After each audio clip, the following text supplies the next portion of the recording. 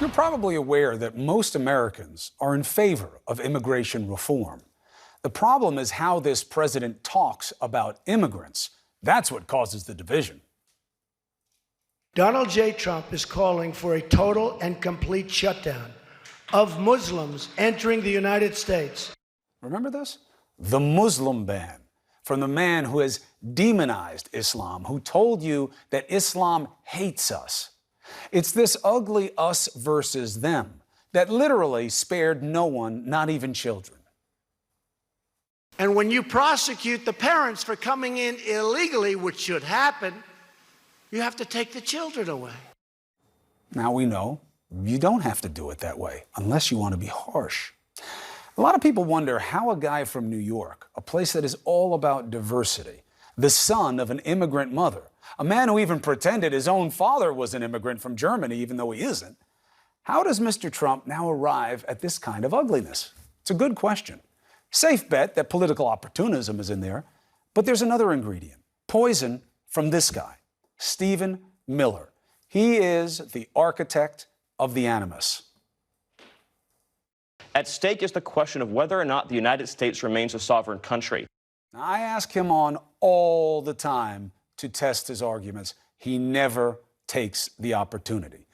The scary part to discuss with Mr. Miller is where he gets his gall. The Southern Poverty Law Center says it has the answer, thanks to a former editor at Breitbart who shared hundreds of emails from Mr. Miller. We can now track policies and ideas directly from white supremacist websites to the White House. The emails are from 2015 and 2016, not when he was a kid, just before Miller joined Team Trump when he was still an aide for then-Senator Jeff Sessions. These are examples of what he was reading, what he was thinking, and how it infiltrated official policy. Example 1. TPS, temporary protected status. It's a rule that allows people to stay temporarily because conditions in their home country are unsafe, like after big disasters. It was actually first implemented by a Republican, Bush 41. So, back in October 2015, when Hurricane Patricia slammed Mexico, here's the conversation from the Breitbart editor, Katie McHugh, and Mr. Miller. McHugh, this being the worst hurricane ever recorded, what are the chances it wreaks destruction on Mexico and drives a mass migration to the U.S. border? Miller, 100%. And they will all get TPS, and all the ones here will get TPS too. That needs to be the weekend's big story. TPS is everything. McHugh, wow, okay. Is there precedent for this? And Miller sends a VDare link. What's that? I'll tell you in a second. The link talks disparagingly about the Obama White House inviting into the United States lots of Mexicans, decrying anchor babies. What is VDare? It's a site where white nationalists who consider themselves intellectuals, I see that as a contradiction in terms, they share opinions with one another. The SPLC has designated it a hate group. Remember the name, VDare. So how does that connect to White House policy? Well, the president has toyed with rolling back TPS for years, since Miller came. And when a devastating hurricane hit the Bahamas, remember when he said this? I don't want to allow people that weren't supposed to be in the Bahamas to come into the United States, including some very bad people and some very bad gang members and some very, very bad drug dealers. They never substantiated this claim. They ran away from it, and with good reason. Another example, Mr. Miller, September 6, 2015, 3:41 p.m. You see the Pope saying we must, in effect, get rid of borders? Someone should point out the parallels to Camp of the Saints. Go Google that, Camp of the Saints. Now, for the record, here's what the pontiff actually said. Faced with the tragedy of tens of thousands of refugees who are fleeing death, the gospel calls us to be neighbors to the smallest and most abandoned, to give them concrete hope. Amen. Then he called for parishes to open their doors to refugee families, as he should, as popes always have. But Miller sees an existential threat and invokes Camp of Saints. If white nationalists had a book club, that would be their number one choice.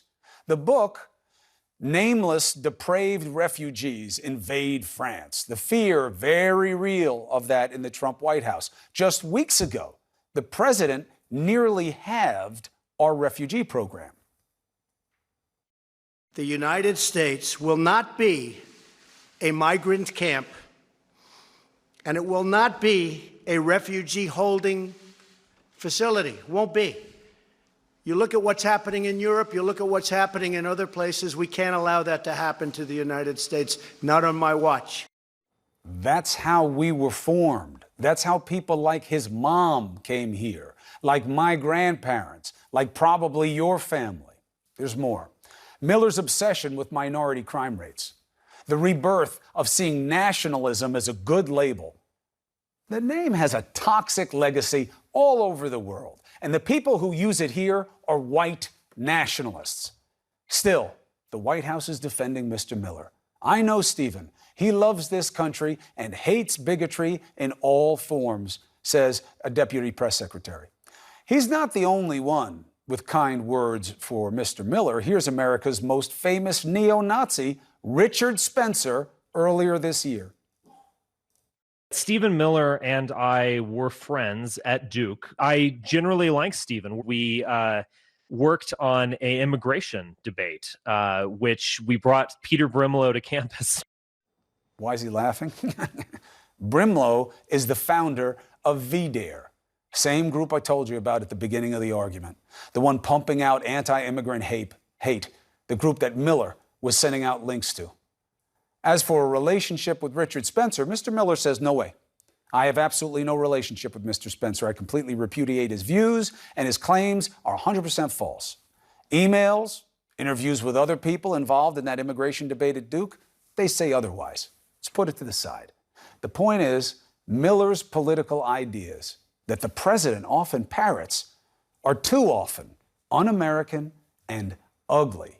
You know, the president, news came out today that he wants to get rid of Vindman and others who are testifying in a way that he doesn't like, basically wanting to get rid of them for telling the truth.